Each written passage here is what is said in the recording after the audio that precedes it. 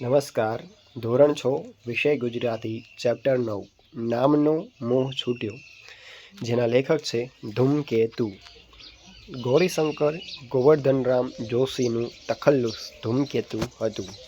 તખલ્લુસ એટલે કોઈ લેખક જે હોય છે તેમને અલગ અલગ ઉપનામ આપવામાં આવે છે, બરાબર. જેમ કે તમે તમારા મિત્રોના અલગ અલગ નામ પાડતા હશો, એ જ રીતનો લેખકનું પણ એક અલગ ઉપનામ આપવામાં આવે છે.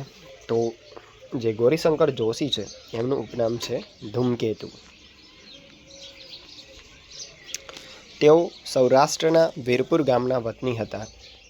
તેમણે વાર્તાઓ અને નવલકથાઓ લખી છે. ટૂંકી વાર્તાઓ અને નવલકથા શું હોય છે? એક જ લાંબી વાર્તા હોય છે, 200 થી 300 પેજ અને તેનાથી વધારે પણ, તો એને શું કહેવાય છે? નવલકથા. તણખા મંડળમાં તેમની વાર્તાઓ સંગ્રહ પામી છે. વાર્તા સંગ્રહનું નામ શું છે? તણખા મંડળ. તેમણે આમ્રપાલી અને ચોલાદેવી જેવી ઐતિહાસિક નવલકથાઓ લખી છે.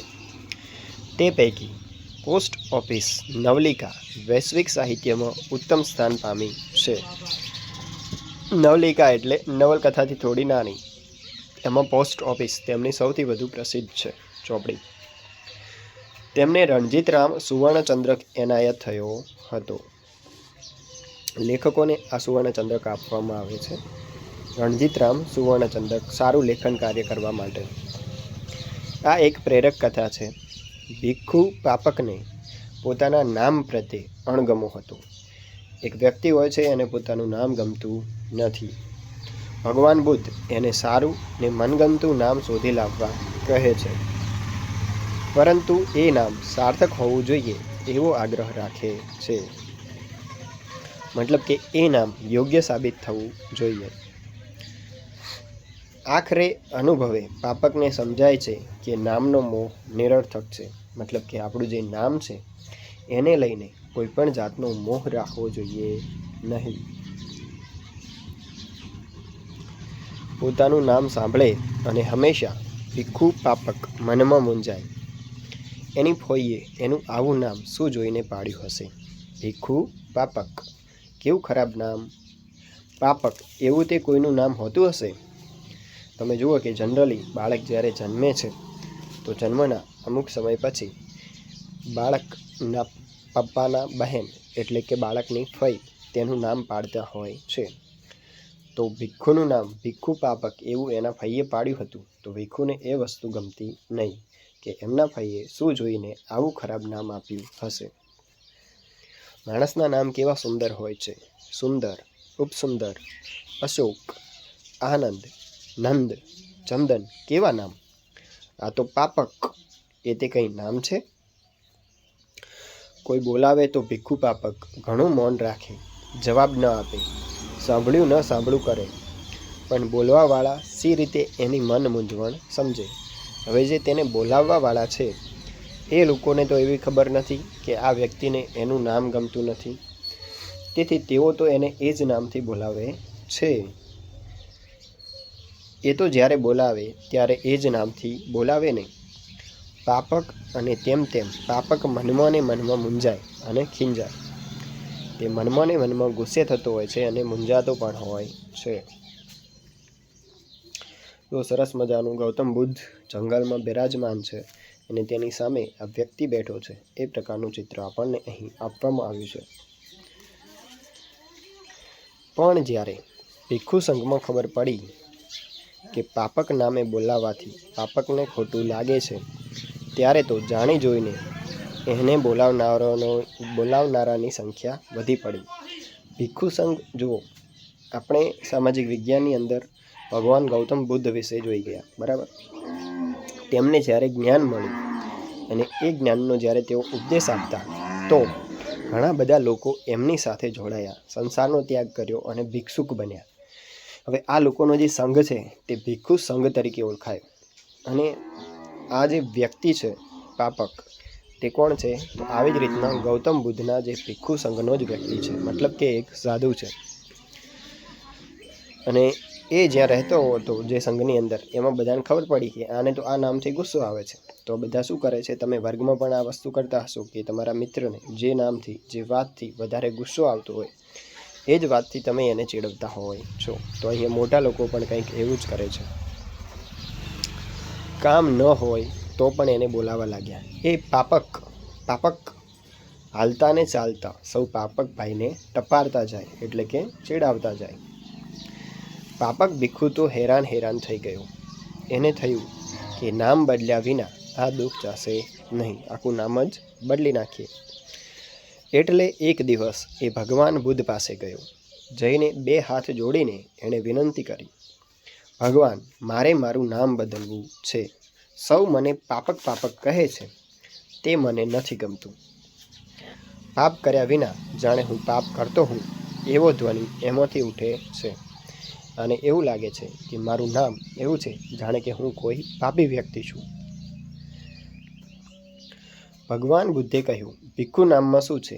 નામ તો ભલે ને ગમે તે હોય, મહિમા તો કામનો છે. તું મફતનો મૂંઝાય છે. આપણે ગૌતમ બુદ્ધના ઉપદેશો જોઈ ગયા, જેની અંદર તેઓ કહે છે કે વ્યક્તિ જન્મથી નહીં, પરંતુ તે જેવા કામો કરે છે એ કામોની મદદથી તે ઓળખાય છે, તેનાથી મહાન થાય છે. તેથી અહીંયા તેઓ આ વ્યક્તિને ઉપદેશ આપે છે કે નામથી કંઈ જ લેવા દેવા નથી. તું કેવા કામ કરીશ તેના આધારે જ તારું નામ થશે. પાપકે કહ્યું, વાત તો સાચી છે ભગવાન, પણ આપ જ મને કોઈ સારું નામ આપો કે જેથી આ દુઃખ ચાલ્યું જાય. ભગવાન બુદ્ધે કહ્યું, સારું, તો તું પોતે જ કોઈ સારું નામ શોધી આવજે. એ નામ તને આપી દઈશું, પણ જો કોઈ એવું નામ મળે જેમાં નામ અને ગુણ બંનેનો મેળ હોય તો વળી વધારે સારું. તું એ જોતો રહેજે. એક એવું નામ શોધી લાવજે જે તારા ગુણો સાથે, તારી આદતો સાથે પણ મેચ થતું હોય. પાપક તો રાજી થઈને ગયો. એને થયું કે હું કોઈક એવું નામ શોધી કાઢું જે રૂપાળું પણ હોય અને વળી ગુણ પણ બતાવતું હોય. એને તો નામની એવી લગ્ની લાગી કે ન પૂછો વાત. જે મળે તેને એનું નામ પૂછે. ભીખુ પાપકનું ચાલે તો એ નામની એક નવી દુનિયા જ સર્જી કાઢે. નામમાં બધું આવી જાય એવી એને ઈચ્છા થઈ ગઈ. પછી તો માણસ ચંપા એમ બોલે ત્યાં તો તરત ચંપાની સુગંધ પણ આવે.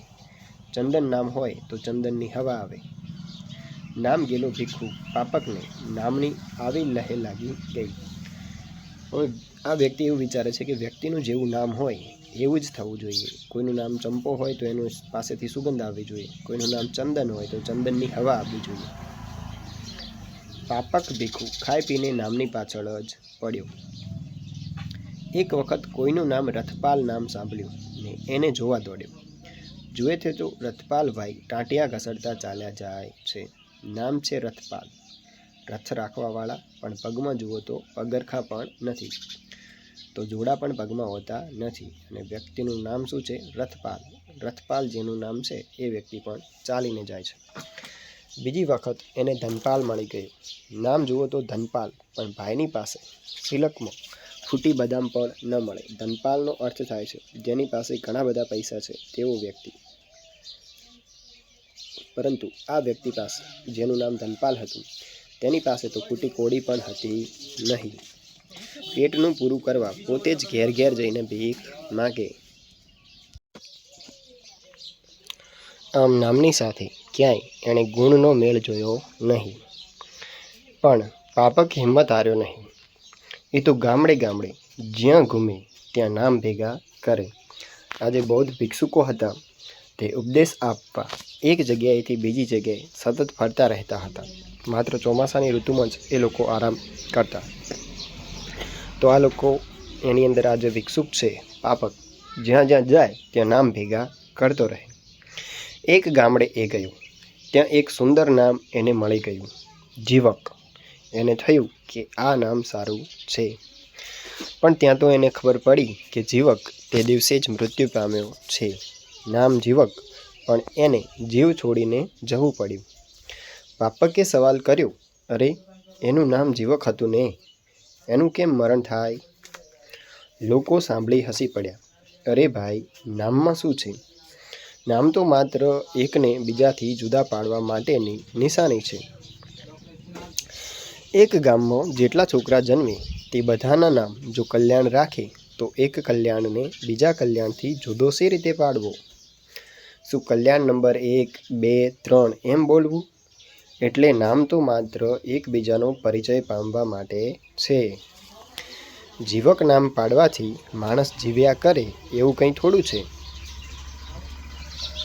તો બધી માતાઓ પોતાના છોકરાના નામ જીવક અને છોકરીઓના નામ જીવતી જ પાડી દે અને યમરાજ માટે કોયડો ઊભો થઈ જાય. મતલબ કે જે મૃત્યુના દેવતા છે યમરાજ, એ તો કોઈને મારી જ ના શકે. નામ તો ફક્ત એટલું જણાવે કે ફલાણા ભાઈને અમુક નામે બોલાવવા. પાપક તો ફરી ફરીને થાક્યો, પણ કોઈ નામ એને એવું મળ્યું નહીં જે એને ગુણનો મેળ બતાવતું હોય. એટલે હવે એની આંખ ઉઘડી. એને થયું કે નામ તો ખરેખર મિથ્યા આભાસ છે. મિથ્યા એટલે ખોટો આભાસ.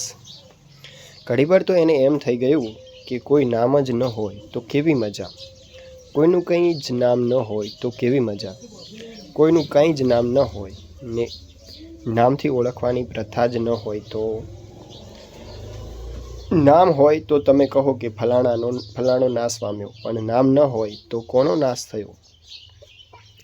એમને એમ આ વિચારમાં ને વિચારમાં પાપક જ્ઞાનની સીડીએ ચડી જાત, પણ પછી બધા તરંગ મૂકીને એ પાછો ભગવાન બુદ્ધ પાસે ગયો.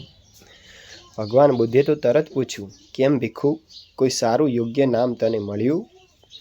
પાપકે 2 હાથ જોડીને કહ્યું, ભગવાન, રથપાલ નામવાળો ટાંટિયા ઘસડે, ધનપાલ ભીખના હાડલા ફેરવે, એટલે કે ભીખ માગે. જીવક જીવ વિનાનો થાય, મૃત્યુ પામે. મારું નામ પાપક હોય તોય શું, ને બીજું હોય તોય શું, ને ન હોય તોય શું? કેવળ નામના અક્ષર ફેરવે શું થવાનું છે? નામની ખરી સિદ્ધિ તો કામમાં રહી છે. ભગવાન બુદ્ધે કહ્યું, ત્યારે કહે તું સમજ્યો ભીખ્યું કે નામની સાચી સિદ્ધિ કામમાં છે. મતલબ કે તમે નામથી મહાન નથી થતા. તમારું નામ ગમે તેવું સારું કે ખરાબ હોય, તમે કેવા કામો કરો છો એનાથી તમે મહાન થાવ છો. ધનપાલ ભીખ માગે, વિદ્યાપતિ કાળા અક્ષરને કુહાડે મારે. ધનપાલનો અર્થ છે જેની પાસે ધન હોય, વિદ્યાપતિ એટલે વિદ્યા હોય, પરંતુ તે પણ અભણ હોય છે. તો પાપકનું પાપક નામ શું ખોટું છે? પાપકનો નામનો મોહ આવી રીતે છૂટી ગયો. શબ્દાર્થ: ટપારવું, ટકોર કરવી. મહિમા, મહત્વ, કીર્તિ. ફૂટી બદામ એટલે સાવ તુચ્છ વસ્તુ. મિથ્યા એટલે નકામું, ફોગટ. પ્રથા તો રીત, તરંગ તો કલ્પના, મનના વિચાર. આભાસ તો ભ્રમ, ખોટો દેખાવ. ફલાણો તો અમુક, મોહ, આસક્તિ. ટાંટિયા, ભગ. શબ્દ સમૂહ: હાથ પરની રોકડ રકમ એટલે સિલક, અને ઝટ ન ઉકેલી શકાય તેવો પ્રશ્ન એટલે કોયડો. રૂઢિપ્રયોગ: લહે લાગવી, લગની લાગવી. આંખ ઉઘડવી, બરાબર જણાવવું, સમજવું.